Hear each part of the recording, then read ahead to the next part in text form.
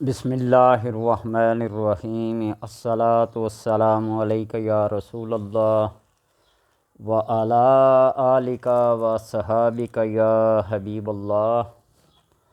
اللہم صلی علی محمد وآل محمد۔ میری گفتگو یا میری بات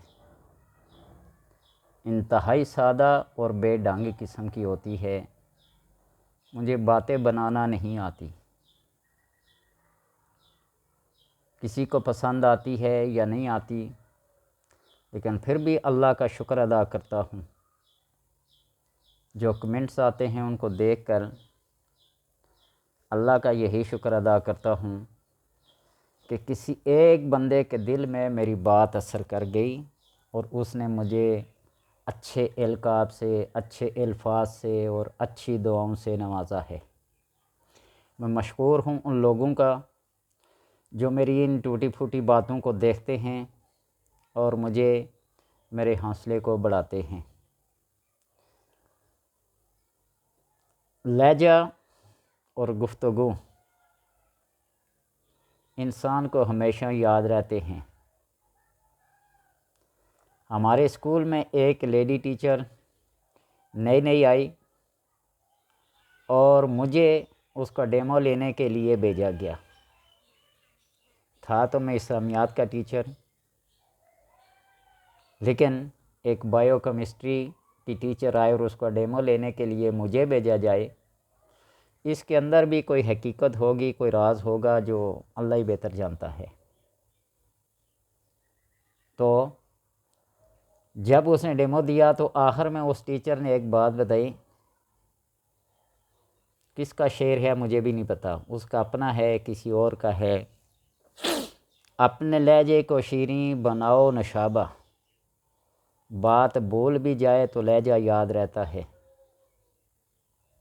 انسان کی گفتگو کے مختلف سٹائل ہوتے ہیں، کوئی انگریزی بولتا ہے، کوئی فارسی بولتا ہے، کوئی پشتو بولتا ہے، کوئی مکسنگ کر کے اپنی زبان کو بولتا ہے، لیکن اپنی بات کو زوردار بنانے کے لیے، وزن دار بنانے کے لیے آج ایک نیا ٹرینڈ جو ہے نا، انگریزی کے جملے بولنا،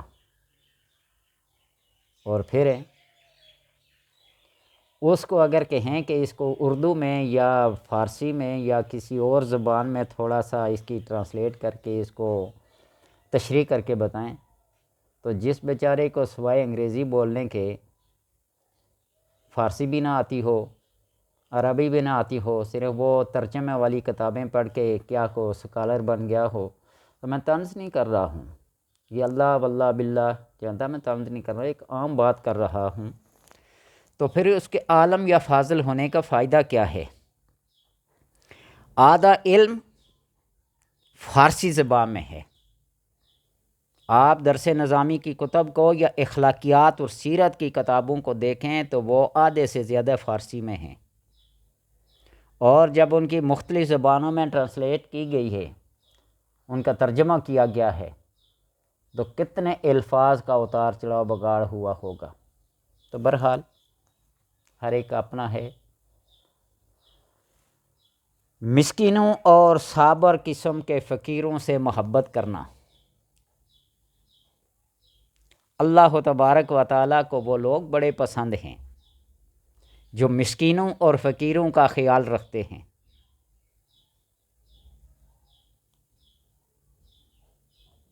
حضرت شیخ ابو ذرا طاہر بن ابی فضل نے اپنے مشائخ سے بالا اسناد حضرت عبداللہ ابن عمر رضی اللہ تعالیٰ عنہ کی یہ روایت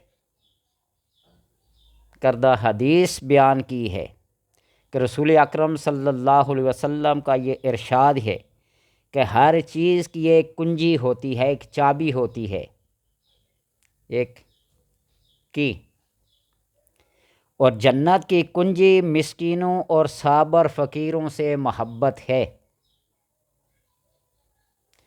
یہ میرے پاس کتاب ہے جس میں یہ حدیث نقل ہے، عوارف المعارف، اور اس کے مصنف کا نام ہی کافی ہے، شیخ شہاب الدین سہروردی رحمۃ اللہ تعالی۔ جو غوث پاک کی مسند پر ان کے 6 مہینے کے بعد بیٹھے۔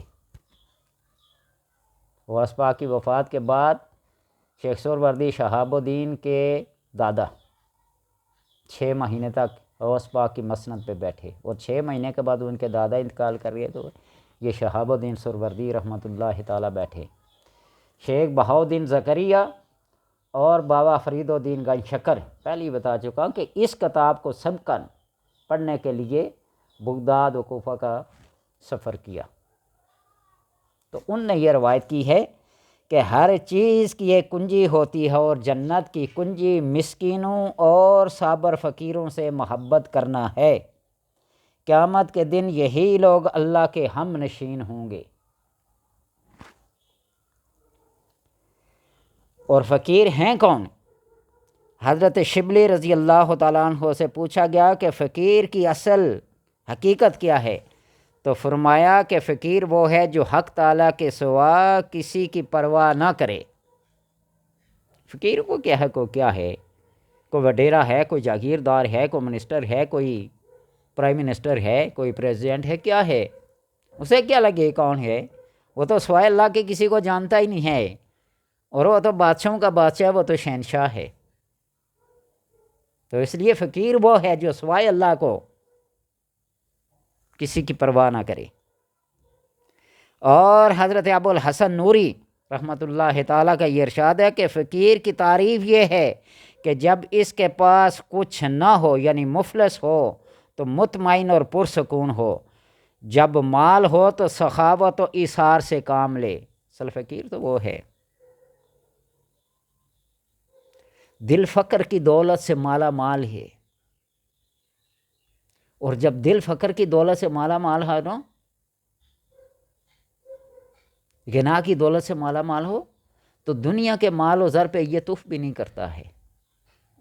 اللہ سے دعا کریں کہ دل کو فقر کی وہ دولت، وہ غنا جو فقر کی ہے، وہ عطا کرے۔ فقیر کے پاس پوری کائنات بن کے آ جائے تو وہ اللہ کی راہ میں سب کا سب خرچ کر دیتا ہے، جمع کر کے نہیں رکھتا۔